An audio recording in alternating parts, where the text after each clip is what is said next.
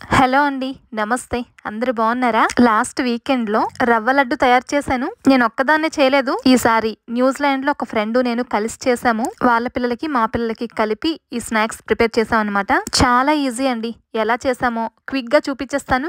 ముందుగా ఒక ప్యాన్ లోని ఒక టేబుల్ స్పూన్ నెయ్యి వేసుకుని కరిగిన తర్వాత ఇందులో ఒక హాఫ్ కప్పు దాకా బాదం పప్పు వేసాము. బాదం పప్పుకు పప్పు అలా వేసేయకుండా మిక్సీ జార్ లో అలా ఒకసారి తిప్పితే ఇలా క్రష్ అవుతాయి. ఈ పప్పుని నెయ్యిలోని దోరగా వేయించేసుకుని ఒక ప్లేట్ లోకి తీసుకుని పక్కన పెట్టుకున్నాము. ఇప్పుడు మళ్ళీ ప్యాన్ లోని ఒక టేబుల్ స్పూన్ నెయ్యి వేసుకుని కొంచెం ఎండు ద్రాక్ష వేసి దీన్ని కూడా దోరగా వేయించుకున్నాము. ఈ 2 డ్రై ఫ్రూట్స్ చాలు.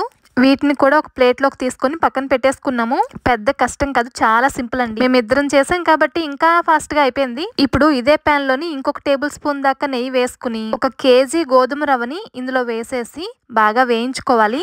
ఇది ఎంత బాగా వేగితే రవ్వ లడ్డుకి అంత టేస్ట్ వస్తుంది. హైలో పెట్టుకొని వేయించుకోకూడదు, ఖచ్చితంగా మాడిపోతుంది. కొంచెం మీడియం ఫ్లేమ్ లో పెట్టుకుని అలా వేయించుకుంటూ ఉండాలి. ఇలా మనకి కొంచెం కలర్ చేంజ్ అవుతుంది అనమాట. ఆ టైంలోని ఒక హాఫ్ కప్పు దాకా డ్రై కోకోనట్ పౌడర్ వేస్తున్నాము.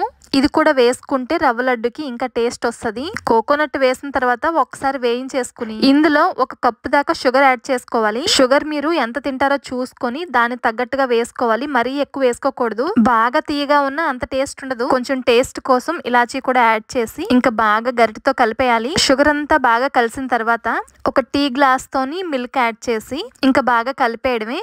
ఇప్పుడు మనం ఆల్రెడీ వేయించి పక్కన పెట్టుకున్న డ్రై ఫ్రూట్స్ ఉన్నాయి కదా, అందులోని ఈ రవ్వ అంతా కూడా వేసేసి బాగా కలిపేసుకుని వేడివేడిగా ఉన్నప్పుడే ఉండలు చేసేయాలి. వేడిగా ఉంటది కాబట్టి ఇద్దరు ఉన్నాం కాబట్టి తొందరగా అయిపోయింది. చల్లారిపోతున్న కొలది వంట సరిగ్గా రాదనమాట.